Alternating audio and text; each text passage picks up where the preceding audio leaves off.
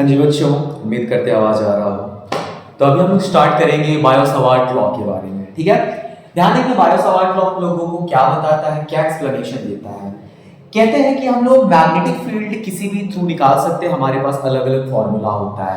But अगर बच्चों हमारे पास कोई एक रैंडम वायर हो, ठीक है? मान लो ये कोई रैंडम वायर है और इसके कारण हम लोगों को मैग्नेटिक फील्ड निकालना एट अ सर्टेन पॉइंट। मान लो ये रैंडम वायर है, इस वायर के कारण हम लोगों को यहाँ पर आपका निकालना है मैग्नेटिक फील्ड जो कि यहाँ से r के डिस्टेंस पे है, ठीक है?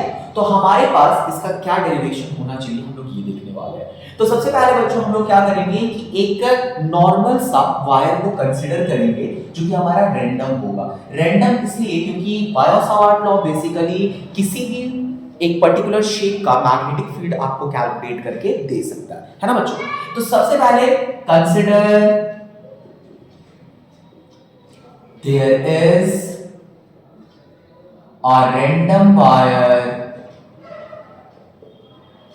कैपिटल XY, ठीक है? हमारे पास एक रैंडम वायर है, ठीक है? अब इस काम को करने के लिए देखो बच्चों, वायर तो बहुत लंबा भी हो सकता है, बहुत छोटा भी हो सकता है, बट हम लोगों को क्या करना पड़ेगा, छोटा सा पार्ट उसका चूज करना पड़ेगा। तो चलो सपोज करते हैं कि हमने वायर का सिर्फ ये पार्ट को चूज किया जो कि हमारा लेंथ है dl का, ठीक है? तो we choose a small length dl on the wire and we want to calculate the magnetic field at a distance r from an angle theta। यहां से हमारे बच्चों की एंगल कितना बन रहा है, थीटा का बन रहा है, ठीक है?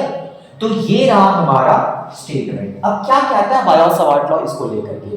तो बायो-सावर्ट लॉ कहता है बच्चों according to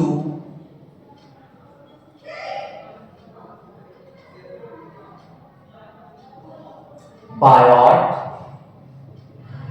सवार्ट law. Biot Savart law हमारा कहता है कि हमारा जो मैग्नेटिक फील्ड होगा that is dB is directly proportional to current I। क्या होगा? करंट I के डायरेक्टली प्रोपोर्शनल होगा। साथ ही साथ ये जो मैग्नेटिक फील्ड है it is also directly proportional to dl। क्यों बच्चों? क्योंकि जैसे जैसे हमारे वायर में करंट का डेंसिटी बढ़ेगा वैसे वैसे मैग्नेटिक फील्ड बढ़ेगा, और जैसे जैसे लेंथ भी हमारा जैसे जैसे इंक्रीज करेगा हमारा मैग्नेटिक फील्ड बढ़ेगा। इट मींस dB जो है I के डायरेक्टली प्रोपोर्शनल है, dB जो है dl के डायरेक्टली प्रोपोर्शनल है। साथ ही साथ हमारा मैग्नेटिक फील्ड एंगल थीटा पे भी डिपेंड कर रहा है, तो dB also directly proportional to sin theta। अब बच्चों सवाल उठता है sin थीटा ही क्यों लिए, ठीक है? क्योंकि हम लोगों को पता है कि थीटा जो होता है दो पार्ट में ब्रेक होता है, cos थीटा sin थीटा, और हम लोगों को हमेशा परपेंडिकुलर वाला चाहिए होता है, that's why we choose a sin theta, is it now?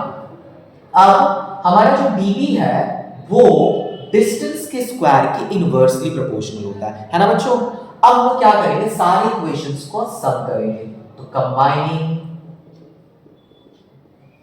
all these equations, तो जैसे ही सारा इक्वेशन कंबाइन करते हैं बच्चों dB is directly proportional to I dl sin theta upon r square, है ना जी?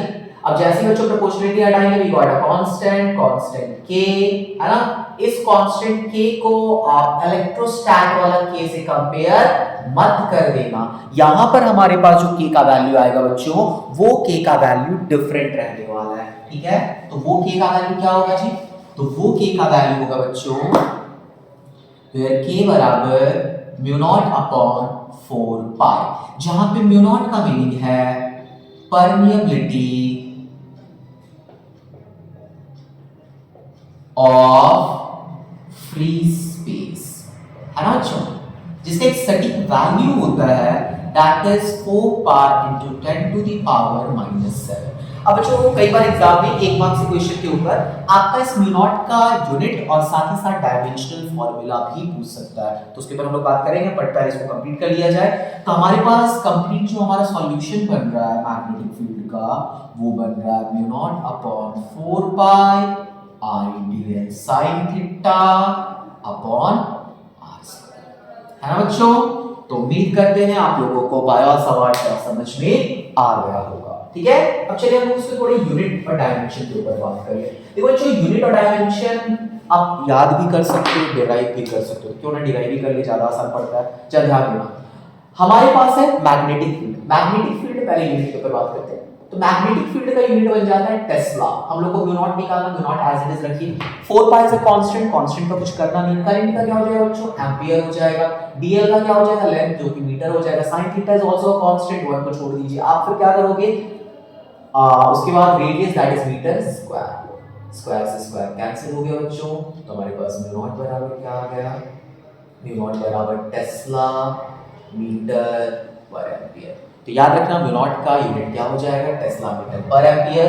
साथ ही साथ अगर आप इसका डायमेंशन फार्मूला के ऊपर बात करेंगे तो पहले हम लोगों को मैग्नेटिक फील्ड के डायमेंशन फार्मूला के ऊपर बात करना पड़ेगा, जो कि हमारा आता है F = q v sin theta, ठीक है। तो यहाँ से हम लोग v बराबर आएगा F/q v sin theta, that is m/t-2, और q का कितना हो जाएगा आपके पास 80, वेलोसिटी का LT-1। यहाँ से आप L से कैंसिल कर लो, T से T कैंसिल कर लो, तो आपके पास हो गया m a to the power -1 t to the power -2। ये हो गया आपका मैग्नेटिक फील्ड का। तो जब b का पता चल गया तो आप लोगों का क्या होगा, बस यहाँ पुट कर लो आप लोग कि m a-1 t-2, उसके बाद मीटर के लिए लेंथ, और आपके पास क्या पर ampere, that is a to the power -1। So the answer will become m l a to the power -2 t to the power -2. This is the dimensional formula for mu naught, and this is the unit for mu naught, and this is the value for mu naught. उम्मीद करते हैं bio सवाल आप लोगों को समझ में आया होगा। चलिए हम लोग आगे की और नेक्स्ट सीरीज की ओर